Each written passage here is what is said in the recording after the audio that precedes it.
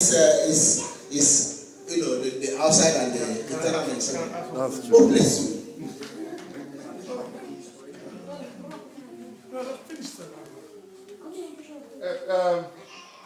My name is Ika Guruka Cosmos. I'm a senior apostle.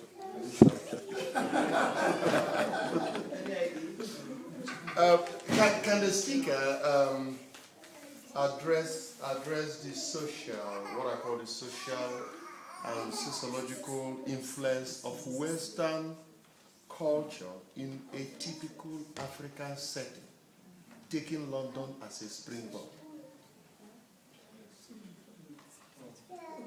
I want the speaker to address the social or sociological influence of Western culture in a typical African setting using London as a springboard. You want the speaker to? Yeah, I did say something about it where I mentioned that people, children who go about into the internet, into movies, so on and so forth, they learn all these bad habits. That's one of the temptations. I think that was the first temptation. When we want to look London as the springboard, when we are talking about it, you see the culture of this place. It's not really because it is London culture. Because the true English man, English woman, they discipline their children. They discipline their children. Otherwise, going to Eton, going to Cambridge, going to Oxford, they will not be going there. The problem with us Africans is that it's like when you take a bird that was in a cage, you open the cage for the bird to come out. It will overfly. The highest speed, you will take the highest speed. Some of our children, when they come to this country, they look at this country that is a country of freedom. Do you know that some of them are thinking in Nigeria that as you are here, the Queen is paying you money every month? Do you realize that? A woman once told the son, why don't you send me money? He said, no money. He said, but your mate goes to a hole in the wall to take money. The hole in the wall. Do you know who owned the money there? So the problem with us Africans, they try to copy Europeans, but the system of Europeans is different from what they are trying to copy. Because when they see Europeans, they have money, they spend money on this, they think they themselves can spend. They forget that these people, they have good financial background where they take money to spend. Whereas we don't have it. All the credit card in this country, our people are the one controlling it. So when we want to look at that question you ask, the culture here gives us the privilege to enjoy things which we labor sincerely for. But our children think that it is freedom pass. They forget that we old men have freedom pass. Speaker, sir, that's one link. Yes. One of the other link concerning man and woman. For instance, where they talk about rights, the woman who gets up to go to work and makes money, the man also makes money. How do they need to do this shopping? And how would the man still maintain the influence and the authority in question?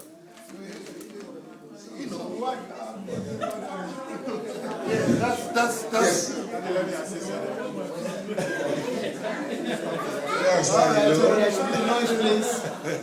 You see, as a lawyer, you know that there is an amendment to the equality law now. There is 2010, there is a little adjustment there that talks about cultural, it recognizes the cultural differences and everything. You see, the thing there is this, my brother, we are not going into social whatever now. we are staying within the level of eternal sacred of children and seraphim. And while we stay within the level of eternal sacred of children and seraphim, the man will still continue to be the head of the house. Now, this is the situation. You see? Sorry. This is the situation. Now, sorry if this touches anybody. If you are lazy, your wife will become your wife or your husband. Yeah. Your social status will change. And if you are lazy, your servant will be the head of the house. You see, for us to maintain this, the only thing we have to do is to work hard. Apart from working hard, you say, my sister said something about praying there. At all time, as a Christian, we have to pray at all time. So, Barbara, the answer to your question is this. Unfortunately, this country allows that a woman goes to work to earn more money. Man also, you will struggle. Like this is why I say to my wife, as I'm studying, the moment I leave my study, you are going back to school because I want her to rise. Because I don't want her to be left behind. But at the same time, the moment she starts earning money, me too, I want to earn more than now. So as long as she continues to do that, the level will never, the man will always be the man. All right.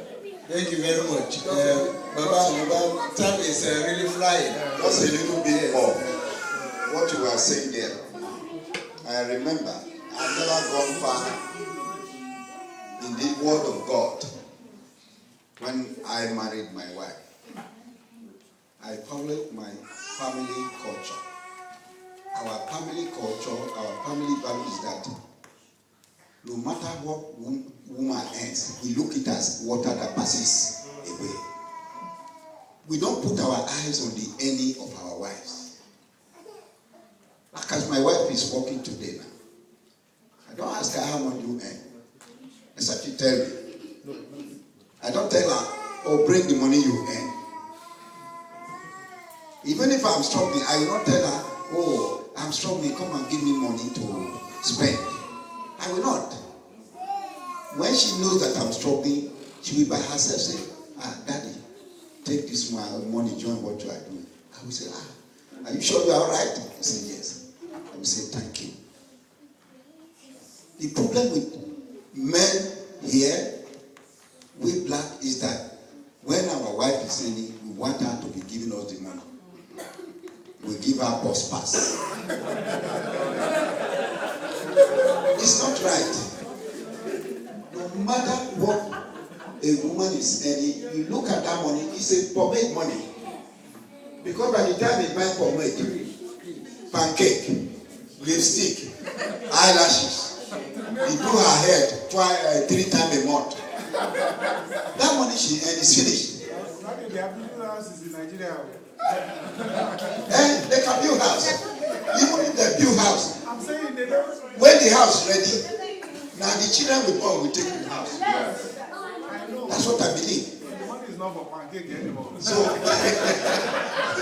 no, that's how we regard it in my own culture. So if you are putting money on what your wife is saying too much, you will become a lazy man. Your money will never be sufficient for you. My advice to men and women is learn to manage your money. There's a paragraph I talk about management of money. You must learn to manage your money and teach your children to manage their money. They should not be looking forward for gratification. Let them earn the money that they be able to buy what they need before they are buying. They should not go and borrow. May the good Lord bless us. Amen. So from now, our men go and work hard. Don't be putting hand in your wife's purse. If your wife sees how you are struggling, we help you. That is the more reason you must always pray together. When you pray together at all times, the Spirit of God will talk to your wife. Say, help your husband. May the good Lord bless you. May God hear prayers. I know this is an interesting topic that if we allow everybody to talk, we'll be here till 8 p.m. Yes, I just want to take on 2 more questions and 2 more remarks. And and then go into the lengthy season prayer. Don't forget that we still have something outstanding we have to clear. So can we take your question, please?